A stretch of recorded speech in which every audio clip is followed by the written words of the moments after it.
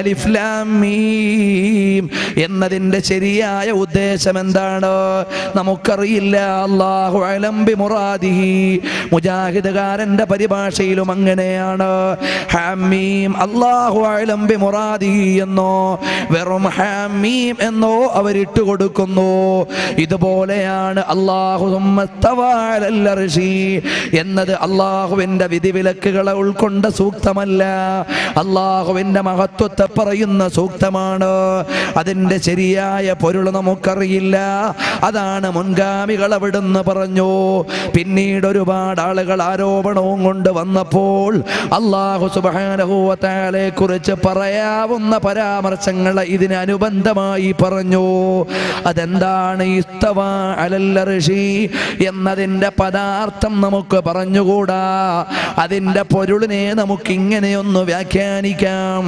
ഖദിസ്തവാ ബിശ്റുൻ അലൽ Iraqi. ഇറാഖിന്റെ മേലെ അവിടുന്ന് ബിശ്ർ ഭരണാധികാരിയാകുമ്പോ ഇസ്തവ എന്ന പ്രയോഗമാണ്. അപ്പോൾ അല്ലാഹു തആല അർശിന്മേൽ ആസനസ്ഥനായി എന്ന പ്രയോഗം വഹാബികൾ അവരുടെ പരിഭാഷയിൽ എഴുതിയിട്ട് സൗദി അറേബ്യയിൽ നിന്ന് ലോകത്തിന്റെ നാനാദിക്കിലേക്കും ഫ്രീ കൊടുക്കുന്നുണ്ട്. ആ പരാമർശം തെറ്റാ. പിന്നെങ്ങനാ പറയേണ്ടത്? അല്ലാഹു തആല അതിന്മേൽ അധിപനായി, അത് ശരിയുള്ള പ്രയോഗമാണ്. അല്ലാഹുവിന്റെ വിശേഷണങ്ങളിൽ അപകടം വരാനുള്ളതല്ല. ആസനസ്ഥനായി എന്ന മലയാളത്തിൽ എഴുതി വെച്ചിട്ടുണ്ട്. ആസനം എന്ന് പറഞ്ഞ ചന്തി എന്ന അർത്ഥം, അർശിന്മേൽ ആസനസ്ഥനായി എന്ന് പറഞ്ഞ ചന്തി കൊണ്ടിരുന്നു എന്നർത്ഥം. അത് അല്ലാഹുവിനെ കുറിച്ച് പറഞ്ഞുകൂടാത്തതാകുന്നു. അത് വഹാബികൾ വിശ്വസിക്കുന്നു, പ്രസംഗിക്കുന്നു, പ്രചരിപ്പിക്കുന്നു, എഴുതി വെക്കുന്നു. അതുകൊണ്ട് അവരെ നമുക്ക് ഉൾക്കൊള്ളാൻ പറ്റൂല. ഇതുപോലെ എണ്ണി പറയണം കേസുകൾ. പിന്നെന്ത് പറയുന്നു? അല്ലാഹു സുബ്ഹാനഹു വ തആല ഇറങ്ങി വരും എന്ന് പറയുന്നു. ഒരു സമയത്ത് അവിടെ, ഒരു സമയത്ത് ഇവിടെ. അത് സൃഷ്ടിയുടെ സ്വഭാവമാണ്. ഞാൻ ഇന്നിവിടെ, നാളെ ഇൻഷാ അല്ലാഹ് കൊല്ലത്ത്, ഇന്നലെ അൽഹംദുലില്ലാഹ് കൊല്ലത്തായിരുന്നു. ഇതുപോലെ ഉണ്ടാവുക എന്നത് സൃഷ്ടിയുടെ വിശേഷണമാണ്. ഞാനിപ്പോൾ സ്റ്റേജിന്റെ മേലെയാണ്. മഗ്‌രിബിന് മുമ്പ് വരെ താഴെ ഒരു വീട്ടിലായിരുന്നു. ഇതുപോലെ മേലെ താഴെ എന്ന തലനിർണയം അല്ലാഹുവിനെ കുറിച്ച് പാടില്ല. അത് നടത്തുന്നു മുജാഹിദുകൾ. കേട്ടോളൂ. അല്ലാഹു സുബ്ഹാനഹു വ തആല എല്ലാ രാത്രിയിലും അതാ നമ്മോട് അടുത്ത ആകാശത്തിലേക്ക് ഇറങ്ങി വരുന്നു. എങ്ങനെയാന്ന് മാത്രമേ അറിയാതുള്ളൂ. അല്ലാഹു സുബ്ഹാനഹു വ തആല ഇറങ്ങി വരുമെന്ന പരാമർശം തെറ്റാണെന്ന്. യൻസിലു റബ്ബുനാ തബാറക വ തആല എന്നൊരു പ്രയോഗമുണ്ട്. അതിന്റെ അർത്ഥം എന്താണെന്ന് തീരുമാനിക്കേണ്ടത് സലഫുകളാണ്, ഖലഫുകളാണ്. അവർക്ക് മാർഗം നൽകിയ തിരുനബിയാണ്. ഇസ്ലാമിക വിശ്വാസ ലോകമാണ്. അവര് നൽകുന്നത് എന്താണ്?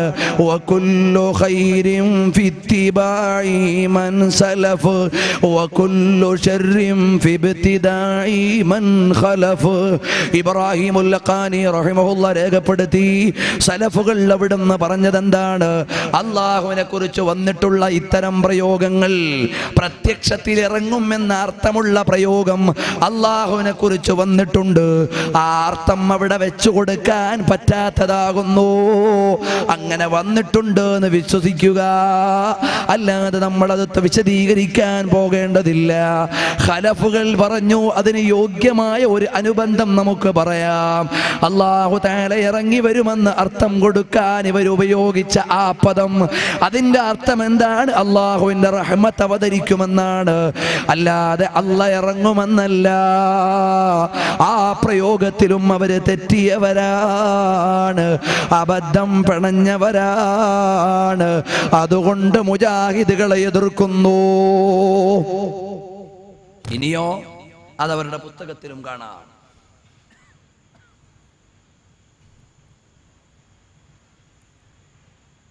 രാത്രിയാകുമ്പോൾ അല്ലാഹു സുബ്ഹാനഹു വ തആല ഇറങ്ങി വരുമെന്ന് അവരുടെ രചനയിലും വരുന്നു, അവരുടെ വചനത്തിലും വരുന്നു. പിന്നീട് സഹോദരന്മാരെ, അല്ലാഹുവിന് 2 കൈകളുണ്ട് എന്നവർ വിശ്വസിക്കുന്നു. അവയവം എന്നത് അല്ലാഹുവിനുള്ള വിശേഷണമല്ല, സൃഷ്ടികൾക്കുള്ള വിശേഷണമാണ്. അവയവങ്ങൾ ഉണ്ടാവുക എന്ന് പറഞ്ഞാൽ അത് സൃഷ്ടിയുടെ വിശേഷണമാണ്, സ്രഷ്ടാവാകുന്ന അള്ളാഹുവിന്റെ വിശേഷണമല്ല. മുജാഹിദുകൾ വിശ്വസിക്കുന്നു അള്ളാഹുവിന് 2 കൈകളുണ്ട്. പറയട്ടെ മോനെ,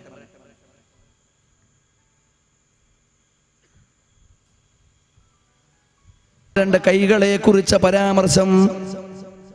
അള്ളാഹുവിന്റെ വലത് കൈയിൽ ആകാശവും ഇടത് കൈയിൽ ഭൂമിയുമാണ്. അവർ എഴുതി വെച്ചിരിക്കുന്നു. ഇങ്ങനെ ഒരു അള്ളാഹുവിനെ മുസ്ലിം ലോകത്തിന് പരിചയമില്ല. എന്നിട്ടോ അവർ അല്ലാഹു സുബ്ഹാനഹു വ തആല വികലാംഗനാക്കിയിരിക്കുന്നു. അള്ളാഹുവിന്റെ 2 കൈകളും വലം കൈയാണെന്ന് അവർ പ്രസംഗിക്കുന്നു. വരട്ടെ, അല്ലാഹുവിന് 2 കൈയുണ്ട്. അവന്റെ 2 കൈയും വലം കൈയാണ്. അള്ളാഹുവിന് 2 കൈകളുണ്ട്, അവന്റെ 2 കൈകളും വലം കൈയാണ്. അള്ളാഹ്ക്ക് കൈയുണ്ടെന്ന് പറയാൻ ആർക്കാണ് അധികാരമുള്ളത്? അങ്ങനെ ഒരു വിഷയം തന്നെ ഇല്ല. യദുല്ല എന്ന പ്രയോഗം വന്നിട്ടുണ്ട്. അതിന്റെ അർത്ഥം കൈ എന്ന് വെക്കാൻ ആര് പഠിപ്പിച്ചു? യദുല്ല എന്ന് പറഞ്ഞാൽ യദെന്ന് പറഞ്ഞാൽ കൈ എന്ന അർത്ഥം. പക്ഷേ അള്ളാഹുവിനെ കുറിച്ച് യദുല്ല എന്ന് പറഞ്ഞാൽ അവിടെയും അർത്ഥം യത് കൈയാണെന്നവരോട് ആരാ പറഞ്ഞത്? ഇസ്ലാമിക വിശ്വാസത്തിന്റെ അടിസ്ഥാനത്തിലെ ആ പരാമർശങ്ങൾ വിശദീകരിച്ചുകൂടൂ. എന്നിട്ടോ അള്ളാഹുവിന്റെ 2 കൈകളും വലം കൈയാണ്. എന്നിട്ട് അവരുടെ പുസ്തകത്തിൽ അതെഴുതുന്നു. മുഹമ്മദ് ബിൻ അബ്ദുൽ വഹാബിന്റെ അത്തൗഹീദ് എന്ന പുസ്തകം അതെഴുതുന്നുണ്ട്. ആ പുസ്തകത്തിലെ പരാമർശം നിങ്ങൾക്ക് കാണാം. അള്ളാഹുവിന്റെ കൈകളെ കുറിച്ച പരാമർശം ആകാശങ്ങൾ വലത് കൈയിലും ഭൂമി ഇടത് കൈയിലുമാണ്. മുഹമ്മദ് ബിൻ അബ്ദുൽ വഹാബിന്റെ അത്തൗഹീദ് എന്ന പുസ്തകം. ഇവിടെ പ്രതിക്കൂട്ടിൽ കയറുന്നത് മുജാഹിദുമാര് മാത്രമല്ല, ജമാഅത്തെ ഇസ്ലാമിയും കൂടിയാണ്. കാരണം ഇത് പരിഭാഷപ്പെടുത്തിയത് ഷെയ്ഖ് മുഹമ്മദ് കാരക്കുന്നെന്ന് പറയുന്ന ജമാഅത്തെ ഇസ്ലാമിയുടെ പാതിരിയാണ്. അദ്ദേഹം പരിഭാഷപ്പെടുത്തിയതാണ്. അപ്പൊ ജമാഅത്തുകാരന്റെ വിശ്വാസം അല്ലാഹുവിനെ കുറിച്ച് വികലമാണ്. മുജാഹിദുകാരന്റെ വിശ്വാസം പണ്ടേ വികലമാണ്. അങ്ങനെ അള്ളാഹുവിനെ കുറിച്ച് വികലമായ വിശ്വാസമുള്ളത് കൊണ്ട് ഞങ്ങൾ മുജാഹിദുകളെ വിമർശിക്കുന്നു. കേസ് എണ്ണി ഇൻഷാ അല്ലാഹ് ഇനിയും പറയാം. ഇനിയും അള്ളാഹുവിന് 2 കൈകളുമുണ്ട്, കണ്ണുകളുമുണ്ട് എന്ന് വിശ്വസിക്കുന്നു. അള്ളാഹുവിന് യഥാർത്ഥത്തിലുള്ള 2 കണ്ണുകളും ഉണ്ട്. അള്ളാഹുവിന് യഥാർത്ഥത്തിലുള്ള 2 കണ്ണുകളും ഉണ്ട് എന്ന് മുജാഹിദുകൾ വിശ്വസിക്കുന്നു. അപ്പോൾ ഞാൻ പറഞ്ഞു വന്ന ഒന്നാമത്തെ കേസ്, ഇസ്ലാമിക പാരമ്പര്യത്തിൽ നിന്ന് തെറിച്ചു പോയവരാണ് വഹാബികൾ. ഈ കേസിനാണ് ക്രോസിംഗ് ലഭിക്കേണ്ടത്. രണ്ടാമത്തതോ അള്ളാഹുവിനെ കുറിച്ചുള്ള വിശ്വാസത്തിൽ അപകടം പറ്റിയവരാണ്. അതിന്റെ തെളിവുകൾ അവരുടെ വചനങ്ങളും അവരുടെ രചനകളും ഇവിടെ കാണിക്കുന്നു. ഈ വിശ്വാസം ഇസ്ലാമികമല്ല. ഇത് ഞാൻ മാത്രം പറയുന്നില്ല.